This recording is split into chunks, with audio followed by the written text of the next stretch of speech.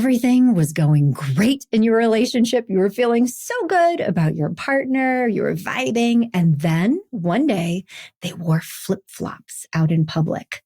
Now, all of a sudden, it just feels different. This experience is referred to as the ick. This sudden feeling of repulsion, revulsion, even disgust that can change the whole experience of a relationship. And it can happen just like that. Of course, this is always distressing and confusing. And that is why we are unpacking this whole situation with therapist Matt Hussey, who has a lot of insight into what's really going on here and also some direction on how to come back to a nice place in your relationship if these feelings are starting to bubble up. So, Matt, thank you so much for joining me today. Hi, Lisa. Yeah, great to be here. And yeah, my name's Matt Hussey. Now, a sort of public message, I guess. There's more than one Matt Hussey in the world. There is another Matt Hussey who is a very popular dating coach, especially in America. So just a little public disclaimer, I'm not the dating coach. I am the humble therapist and journalist who has been working in journalism and therapy and mental health for about 20 years. What led me to the ick was it kept turning up in my therapy room. Right? I work with couples, I work with individuals, and you see it enters as language, but it becomes something much bigger. It becomes something around identity and perfectionism and fear of vulnerability and disgust and lots of things. So my own curiosity really led me to kind of dive into the rabbit hole and to look more closely at the ick.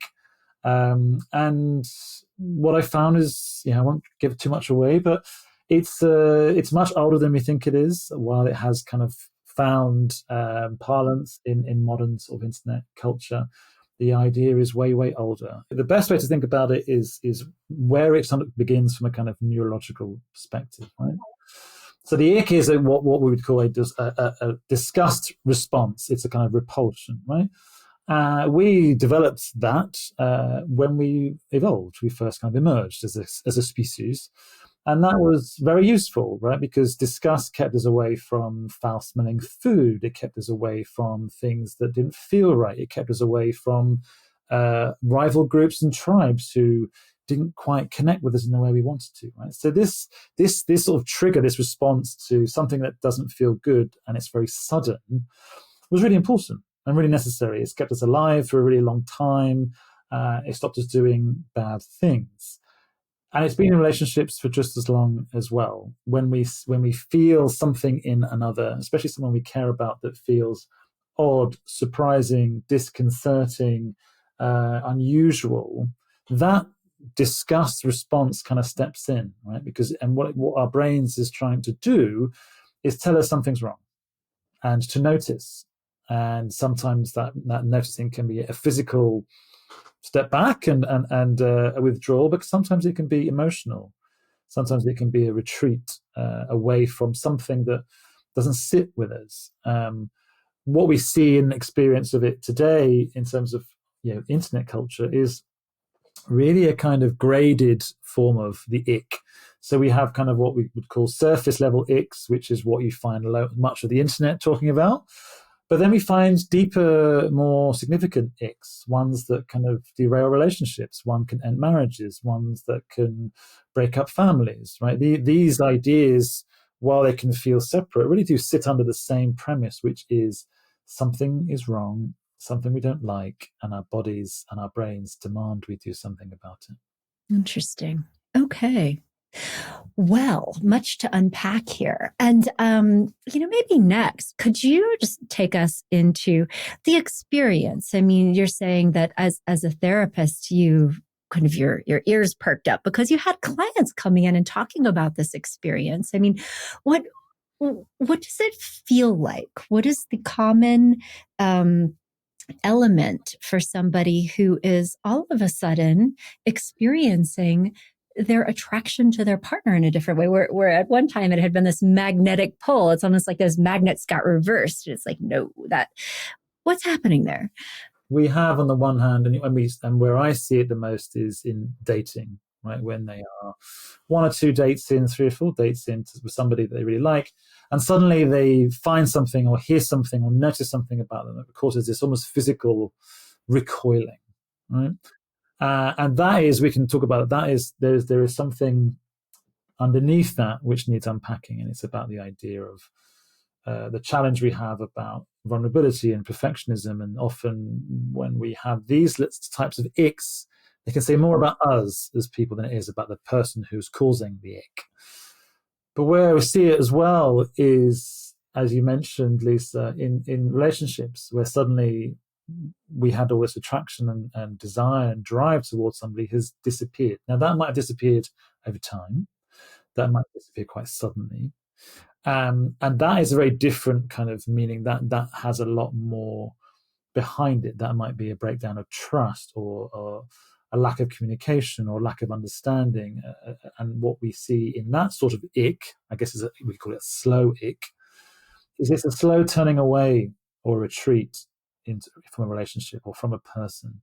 And there's often a kind of inciting incident there. There's often, it might mean a conversation, or it might have been a comment, or it might have been an act that at the time didn't seem that significant, but as the days, weeks, and months have gone on, it's sort of eaten away at us and got larger and larger, and almost put a wedge between us and that other person. And that sort of ick is more challenging and more difficult to resolve.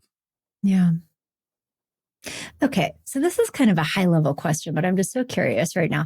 I actually studied biology for years, and that's what my undergraduate was in. And I am consistently just impressed by the power of biology on the way that we think, feel, and behave. And I think that sometimes therapists can be, like us, and I do this too, certainly, but therapists can, overemphasize the meaning and the psychology of things when in reality sometimes there are also biological drivers. I mean, you think any woman who's ever been 3 to 6 months postpartum experiences all kinds of feelings towards their partner that have nothing to do with the partner, nothing to do with the relationship, nothing to do with attachment. It is the fact that they are simmering in a different biologically based soup of hormones that changes the internal experience.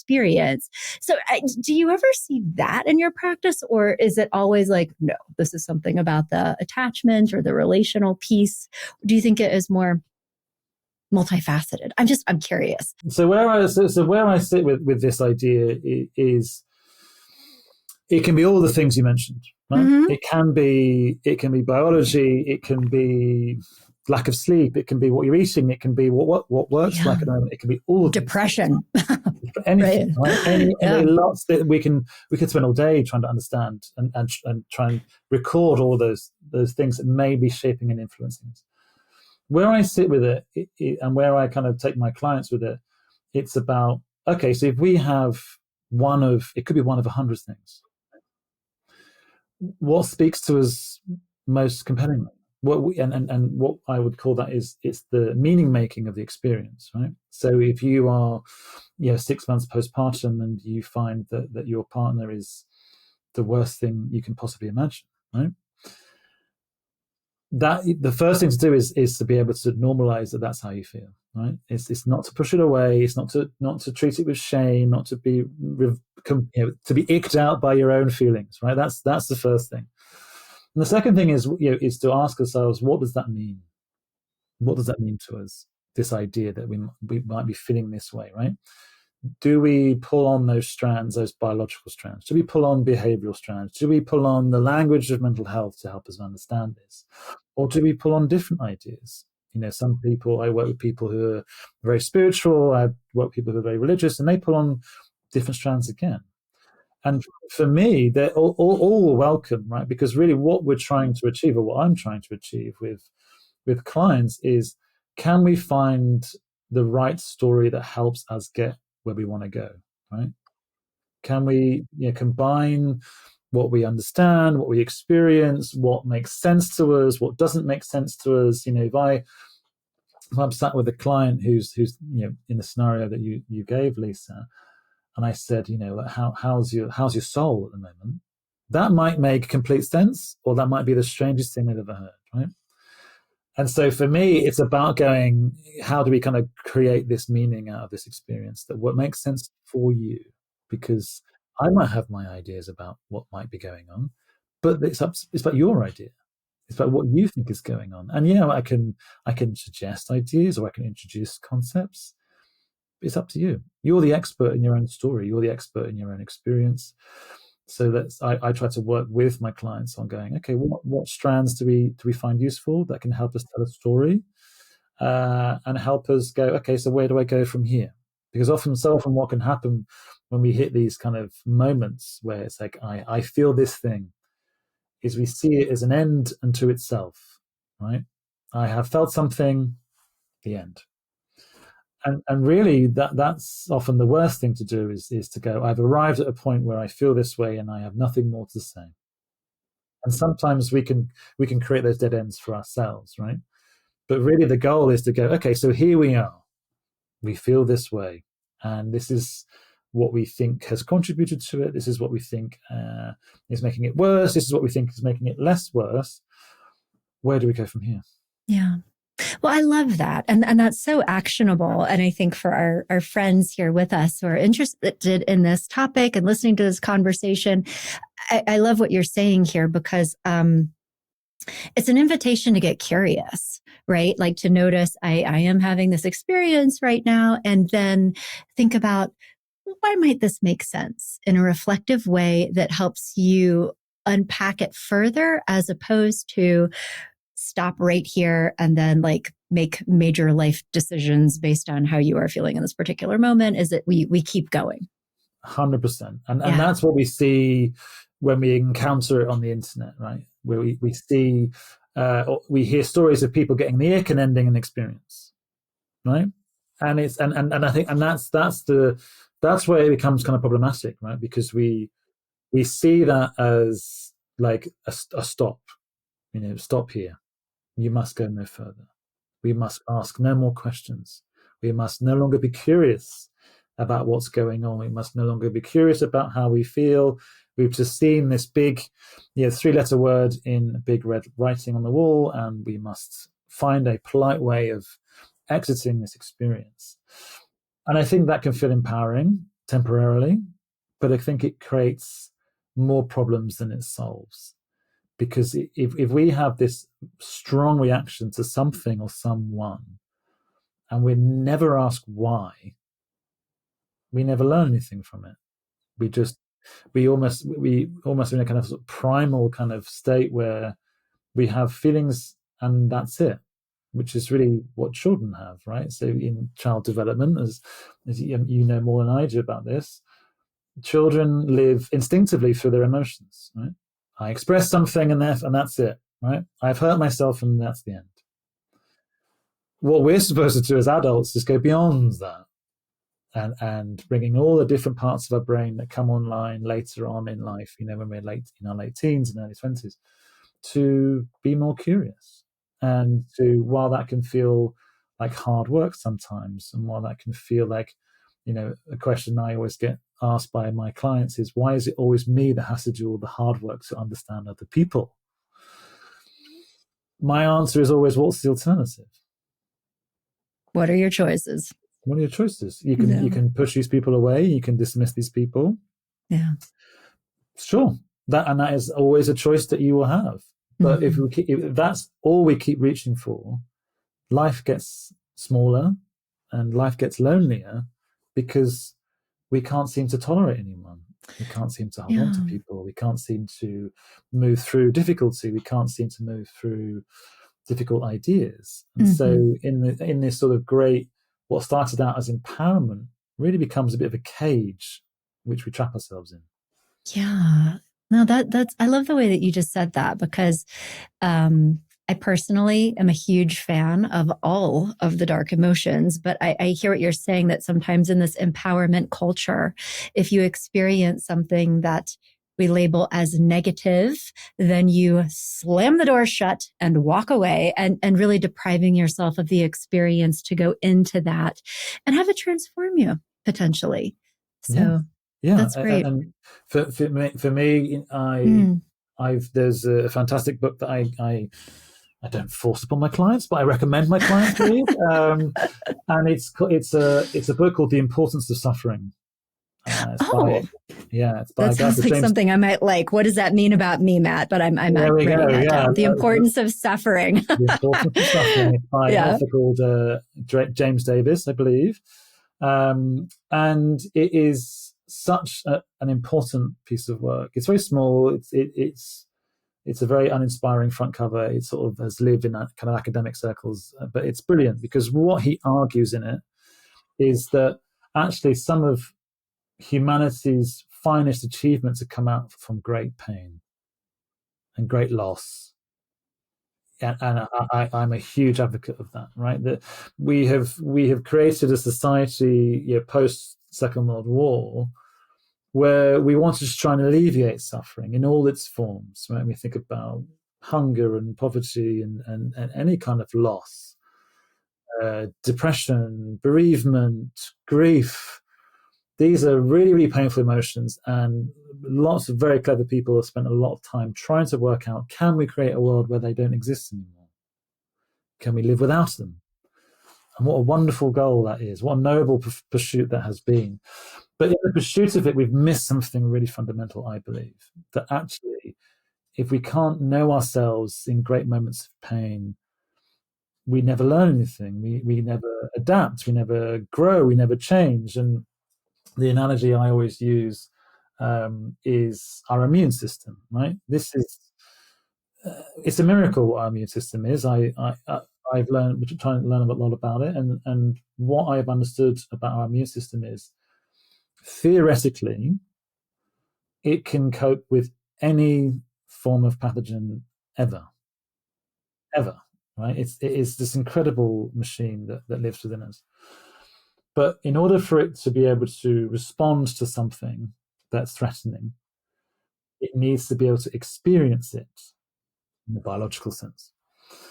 And it needs to be able to see it, right? Which is what immunization is all about. We give it a weakened version of that thing. It learns to understand what it is, and it learns how to attack it. I think that's a beautiful metaphor for life, right? If we accept that there's something inevitable in life, right, where we will be handed great loss, great pain, great suffering, if we see that as the price of admission to life, then we accept that in order to have a good life, a life full of meaning and all the good things, we must also accept those things too. And we must let them, and if we let them in, we get a chance to grow from them, we get a chance to learn from them, we get a chance to help others in them too. If we keep them away and we try and subdue them or suppress them, either through, vices or medicine or any other way of that we can suppress them, we miss the opportunity to learn something about ourselves. Yeah. That you are actively impeding your own development when you do that, and that being exposed to these things are like inoculations that cultivate resilience over time and strength and self-awareness and all of these beautiful things. And so then going back then to this idea of the ick. So popular culture might say, well, there's something terribly wrong with this relationship. Like, get away. You just had the most lovely, I don't know if it was a feature is the right way to say it, but for our friends, there was a piece recently in Vogue magazine, I believe it was, that featured our Matt Hussey and his advice, not the other one. But Matt, in that though, you were also talking about some of the things that you've observed over the years, like the self-awareness that does come out of this. And as you said, it can be multidimensional and it's a little bit different for everyone.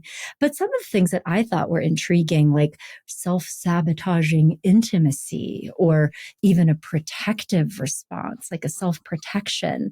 And I would encourage everybody, obviously, to go check out this article in Vogue because it was brilliant. But can you unpack that a little bit more for us, Matt? Like, when you do start getting curious and opening those doors, what do you learn? Or what do your clients learn, I guess I should say?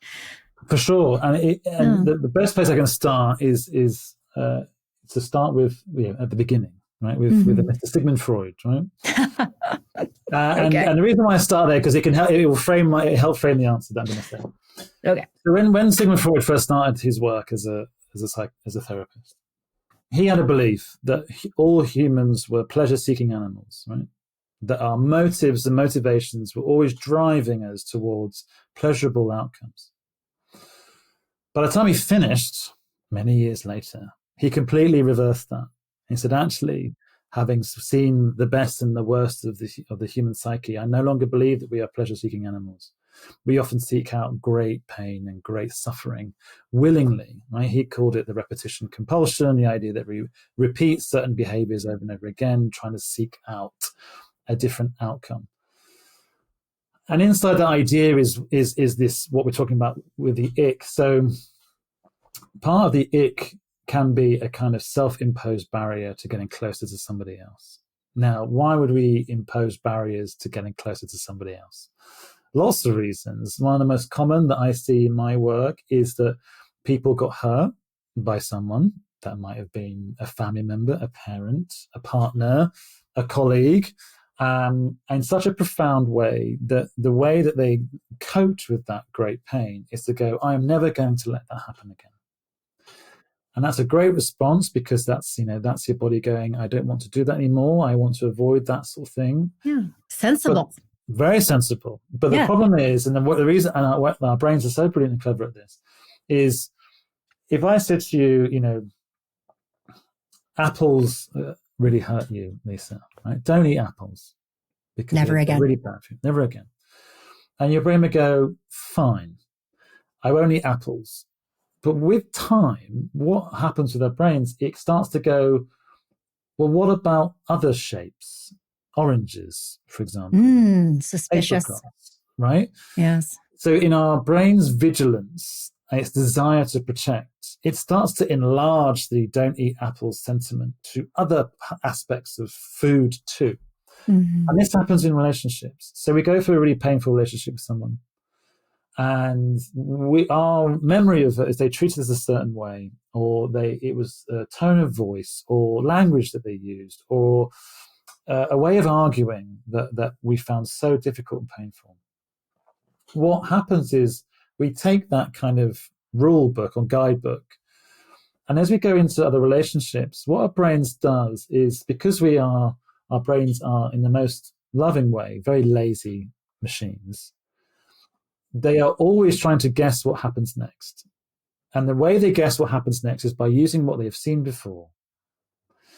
So when we're in new relationships and new experiences, and something smells like, looks like, tastes like something bad that we have experienced before, our brains step in and go, no, this isn't good. And that ick can be a form of really well-intentioned defense, right? It started out for really good intentions, but what it has done, it's started to block out other experiences, right?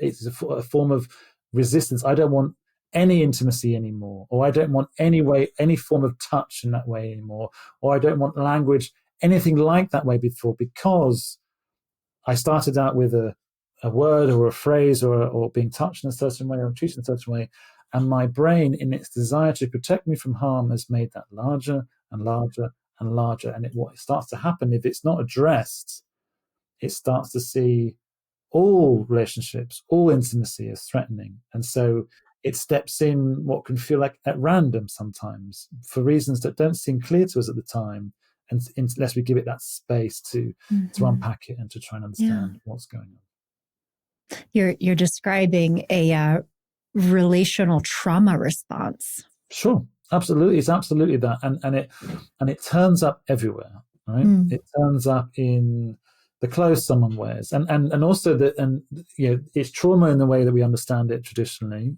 It's a bad experience that has been allowed to sort of grow and metastasize internally. So on the one hand, it can be a form of protection, right? Keep me from harm. But another way, it can be a form of self-sabotage, right? Because if we find our own vulnerability challenging, if we find asking for our own needs to be met difficult, what tends to happen is when we detect someone doing that, we can't stand it. We can't tolerate it. This is what I was taught was called psychological splitting, right? We cannot tolerate in ourselves what we see in others. So if our partner suddenly starts wearing floral shirts, right, because they've always wanted to wear it and they've always wanted to express themselves in certain that's a deal breaker. That's a deal sorry. breaker, right? Okay, yeah. But inside it can be something way more powerful, right? It's the idea that them expressing themselves with no self-censorship and no, fear of being judged by another might be intolerable for ourselves because we have never given ourselves that space. It violates our own rules. It does. So when we see it, the response is to shut it down, push it away, reject it, reject them, tell them off, make them feel bad, right?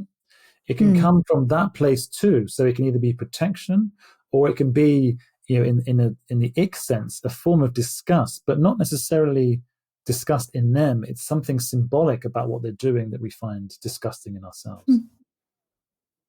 And team, friends who are listening, the one thing that I do want to say out loud and that I think can sometimes be challenging for people is that, Matt, you and I are talking right now about how like this all makes sense and it lines up. But I think that oftentimes the experience that we have internally is instant and it is non-conscious. So we are not talking about like lining up thoughts and making decisions. It's like these reflective responses that are coming from deeper parts of our brains. I mean, this type of emotional memory that you're describing and this type of process, it really lives in the dark. It is something that is automatic and that it really does require time to reflect and put language to it in order for it to make sense.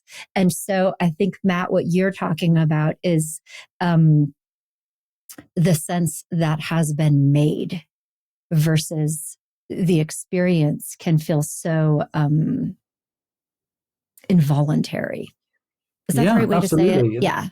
Yeah. There was a great book that came out it must be about over 10 years ago, and it was called Thinking Fast and Slow. Oh, yes. Such a good one. Yeah. And it was a neuroscientist that really talked about this idea, right? There are certain decisions that are very instinctive and almost automatic, right? Right. And then there are decisions that are slower and more thoughtful and take longer to kind of emerge and to present themselves. This is the problem that we have as people, right? Sometimes massive parts of our lives are run by instinctive response, right?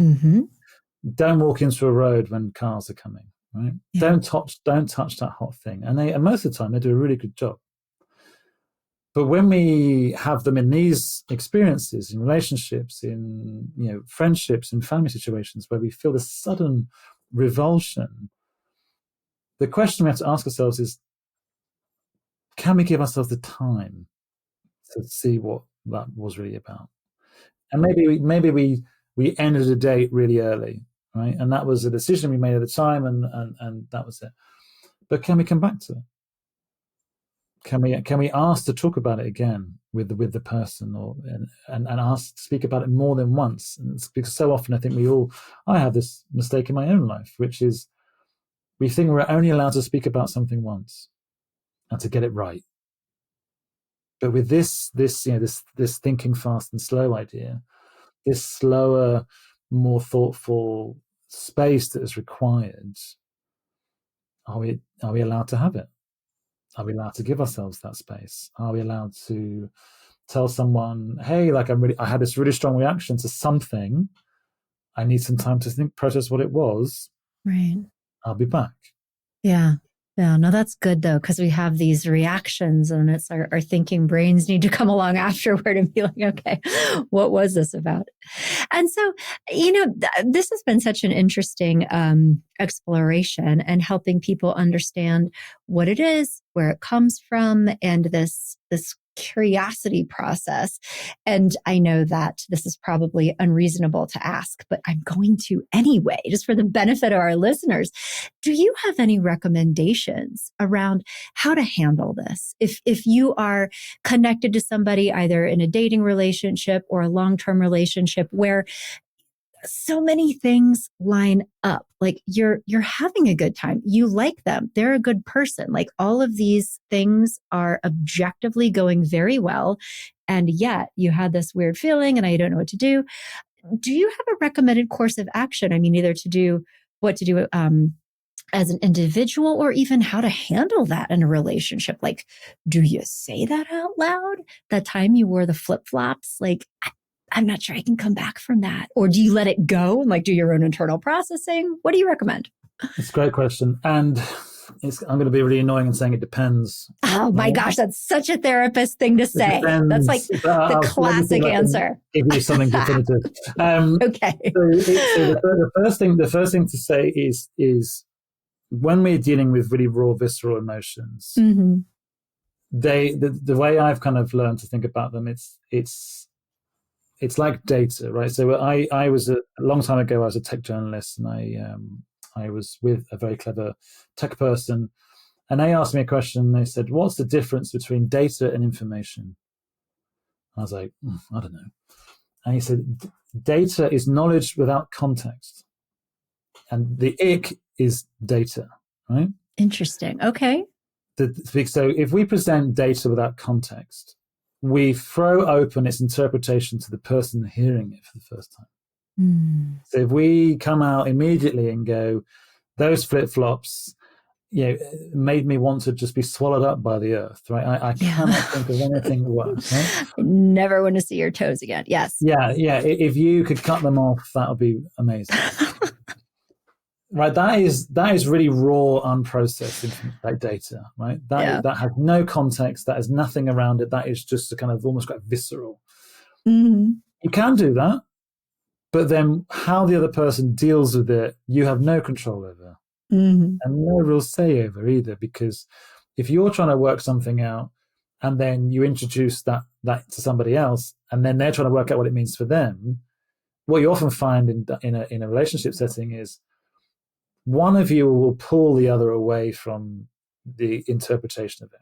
And it tends to be the person who's been told they have brought on the ick, right? Mm-hmm. They will feel very hurt by what is being said. And so what happens is you often lose sight of what caused it in the first place. So my kind of advice when I've worked with people on this has been, first, take a pause, right? Notice, I feel something. I found something difficult, something that's made me feel really, really difficult. Right?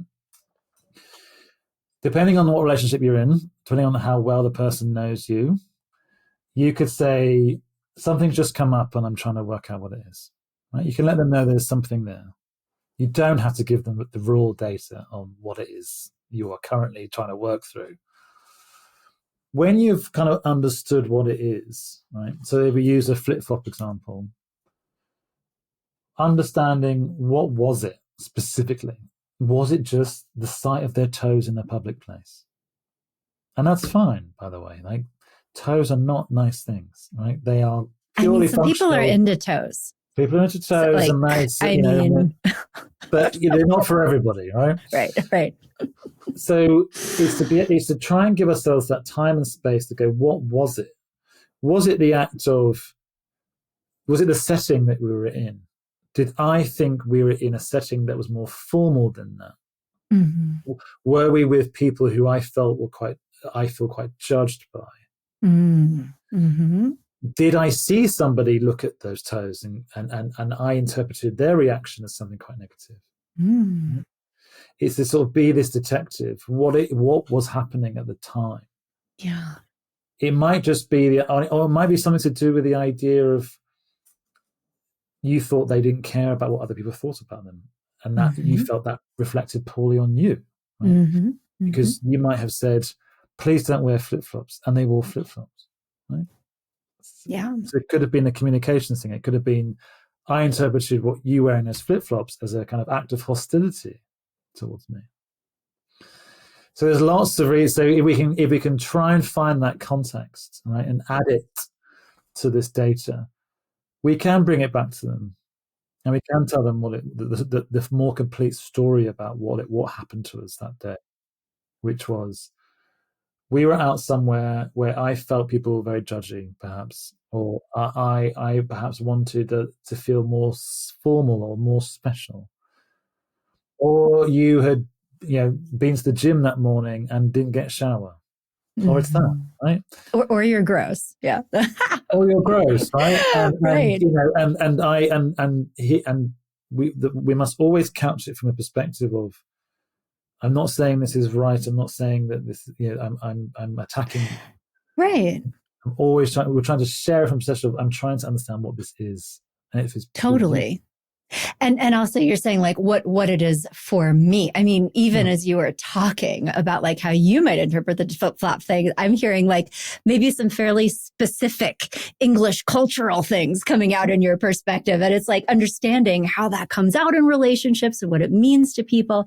But big takeaway here, the headline is being able to own your own reaction and not come at your partner in a accusatory way that is like obviously like how, the flip-flop thing is just objectively gross, and understanding like it means something about you that is then your responsibility to dig into and figure out, is this something that is actionable, right? I mean, if it's a communication thing or if it's my own stuff, like what do I do with this? It's a process. Absolutely. Yeah. It's process. And what sits underneath that, I think, is I think we've touched upon it a few times in our conversation, Lisa, and it's this idea that I feel, therefore I am right. There's a kind of absolutism in it. Yeah, right? And emotional the logic. idea that if my feelings are true, all other feelings are false. Right? And that, again, can feel really empowering and really, I can be really decisive, right? But that's a lonely place. That's a lonely hill to die on, right? If that's what we're choosing, right? Because if we say to someone, you wearing flip-flops, it brought out a disgust response in me, and they feel very hurt and rejected by that, they may never want to see you again, right? Or they may, depending on who they are and what your relationship is like, they may trying to enact that back upon you to find something in you they find disgusting, right? And then you get into sort of blow by blow, escalating war over who can hurt the other person the most, right? We have feelings all the time. We have feelings about small things. We have feelings about big things. Sometimes those feelings are really important and they need space and they need to be understood and heard by somebody else. Sometimes they don't. Because if the goal is, with the ick, if the goal is, I want to hurt you, go forward, right? If the goal was, I want to be understood, there was something about what I interpreted from you doing that I want you to know about me, then we need a more tempered response. Yeah. Right? It takes a lot of self-awareness, though. It does. And as my clients always complain about, it's always us that has to do the work. Yeah, absolutely. To understand that, and the other thing, and I know that we probably need to start gliding towards the end here, but the other thing I was thinking of as you were talking is how this might show up in somebody that does have a truly more avoidant attachment style. And just to be honest, I feel like attachment terminology is being misused in some ways at this point in our culture frequently. Like real attachment disorders are fairly rare. I mean, in a extreme sense. And over the years, I have worked with a number of people who really do have that and an avoidant attachment style that turns into consistently experiences of revulsion in relationships. So like a lot of attraction at first, and then it flips and that splitting thing. And it's like, I can't hang out with this person anymore. But it's like a visceral thing. It's physical. Have you ever seen this in your practice? And I feel like it's a different, maybe like a similar experience, but a more intense manifestation of it with an avoidant attachment style. Do you know what I'm talking about right now? Have you experienced that? So yeah, if I just sort of play back what I think you're talking about. So my understanding of attachment style is there is what is called a disorganized attachment, which is you oscillate. You can't maintain any kind of consistent attachment style, and that is I think was it Bowlby or was it Winnicott who came up with this attachment? Bowlby, yeah. Bowlby. And he said, and the research that came along after he was gone showed that like it's actually very rare to have what would be called disorganized attachment. So you disorganized. Yeah. So it's the idea that you have no self-regulation at all with attachment. Well, hold on, because I think that with avoidant, what I have, and you know what, this might happen with the disorganized as well, but there's this, this fantasy about who other people are, this like desire for an ideal person, relationship. Like they like the idea of people more than they like the actual reality. And then when they are in a relationship with an actual human, there's this like ick that, and that. I know what you mean. Yeah. I know. Yeah, that makes sense. That's something it comes up, I think, more often than people think. And the reason I think it comes up is because there is something like very lovely about the fantasy, right? And there's something almost soothing in the idea that we can create a person in our heads who is exactly for us, right? Who meets us in every single part of us we want to be met in. And what amazing fantasy that is. So we all have a version of that in us in relationships, and the way I kind of explain that is I sort of draw a kind of imaginary graph in the session, right? And on that graph you have sort of two lines, right? You have the fantasy of a person, and then you have the lived experience of a person.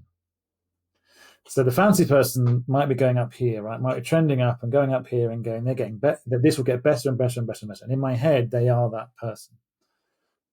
But the lived experience is not that person. Some people can suspend those two lines and keep them apart for a really long time. At some point, they snap back together.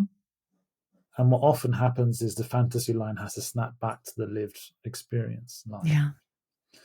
Now, what causes people to do that?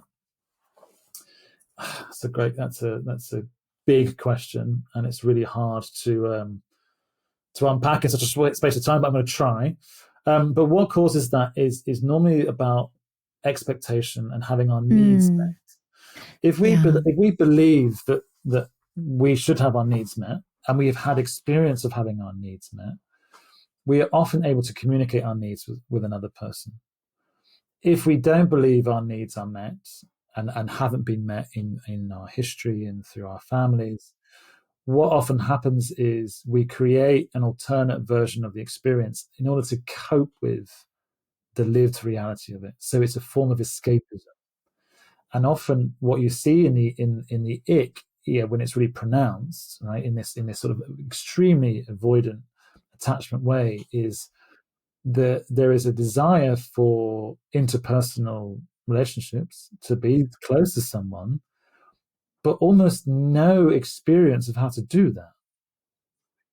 And so what happens is they know how to attract somebody, they know how to start a relationship with somebody, they know how to perhaps perform certain aspects of it, but they don't really know how to deal with friction, deal with disappointment, deal with someone not meeting our expectations. And so some people will just jump out, end the whole thing right there and then.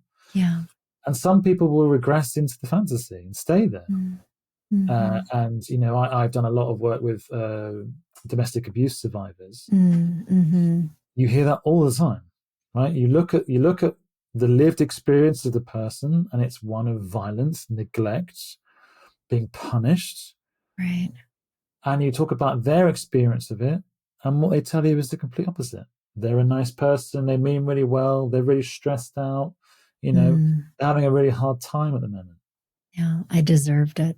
Right. I deserved it, Yeah. right? Because if I don't have any evidence of life treating me in a way that attends to my needs, our brains can find incredible ways of living in a world where our needs are never met.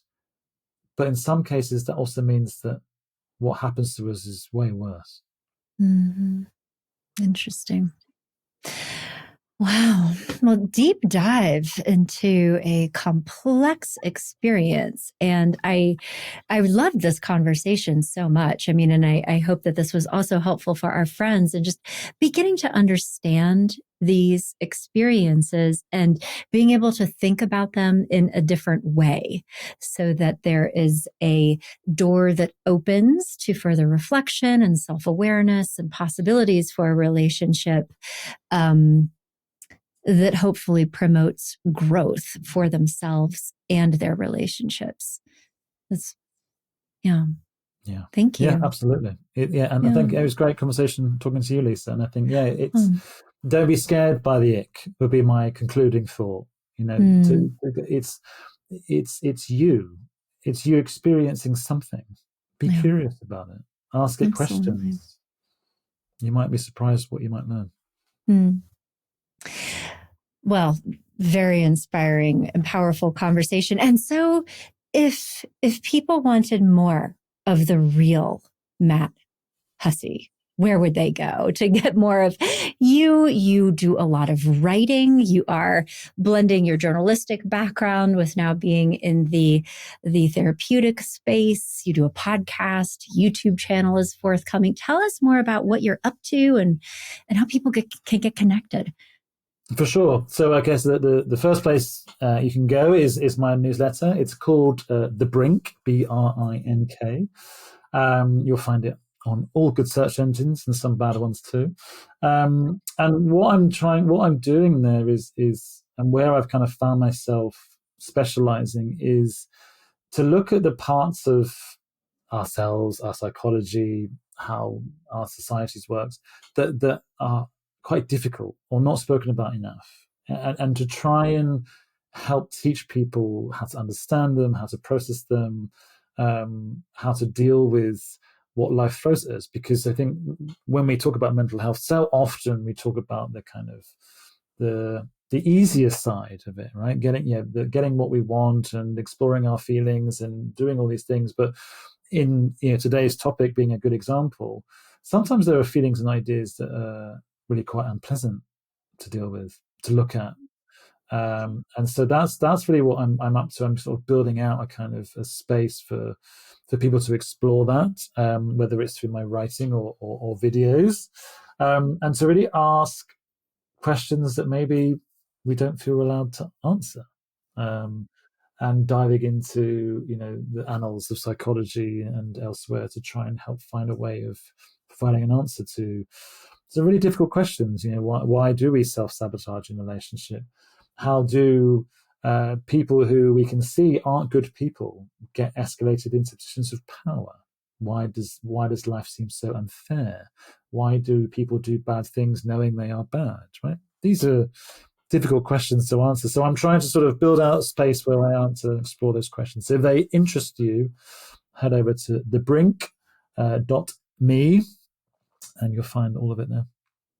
That sounds really interesting. I mean, I'm intrigued now by these questions, and I get it. So we're gonna Matt is gonna get in the golf cart. We will drive into the darkness, but to really understand what is happening, because I think you're absolutely right. A lot of times we consider these, but then kind of bounce off because they're hard to go into and feel, much less understand. So that sounds like a fantastic project.